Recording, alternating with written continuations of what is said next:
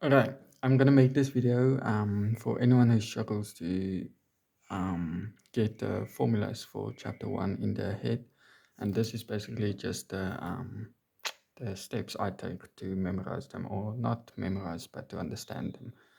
And I will literally go and draw this diagram um, into my test, like on the front page or whatever, before I attempt the test to help me to understand the formulas.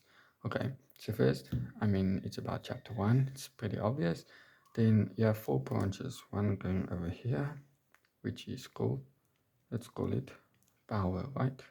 So you have some power, just change the lighting a bit.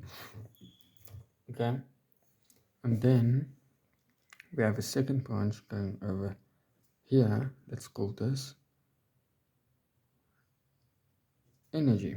Okay, we have another branch coming over here, which is called charge, and then a final branch coming over here, um power, energy, charge, and then this is Ohm's law.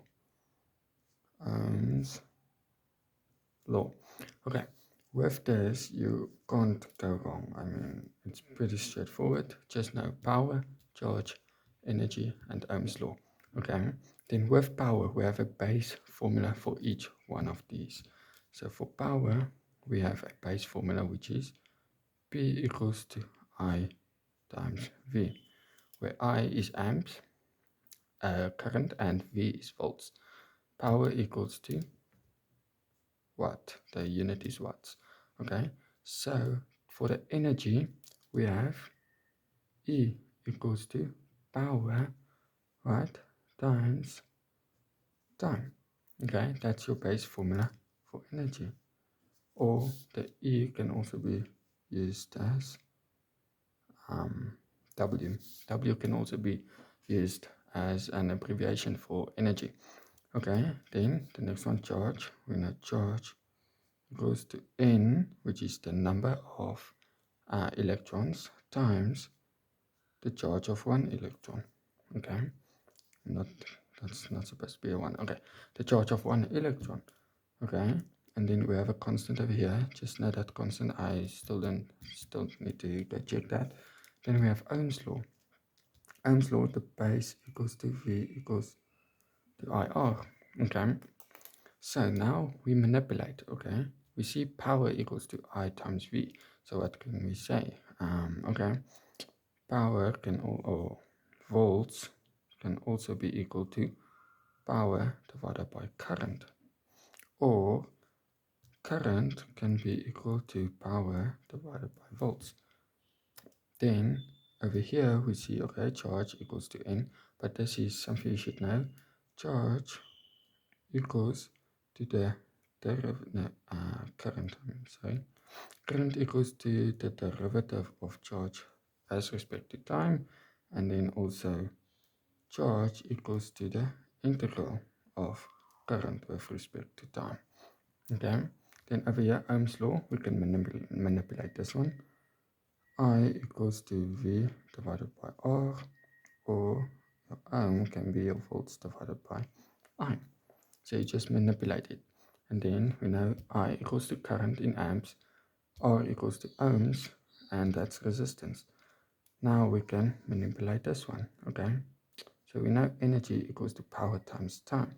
So you can say power equals to energy divided by time, or time equals to energy divided by power. Okay, simple as that. And for energy, we have the energy equals to kilowattage per hour, because our power equals to kilowatts over here. You have to have your power in kilowatts and your time in hours. Okay, and then pretty much that. Now you can again manipulate. So from this formula, V equals to IR, we can see, okay, so we can substitute this V into this power, because all these formulas can substitute into each other. Okay, P equals to I, substitute for V, and that equals to another I times R. Okay, and then also we can substitute for I. I equals to So P equals to V squared over R. And that's it. So this is all the formulas you need for chapter 1. And I'm pretty sure, this is all you need. So by only knowing the base formulas, so by only knowing this formula, this formula, this formula, and this formula, you can then get all of these other formulas by just doing substitution. And I'm literally gonna draw this whole diagram on my front page in Monday's test to help me, because why not? It's gonna be useful. And yeah, that's just basically how I do the summary for chapter 1's formulas.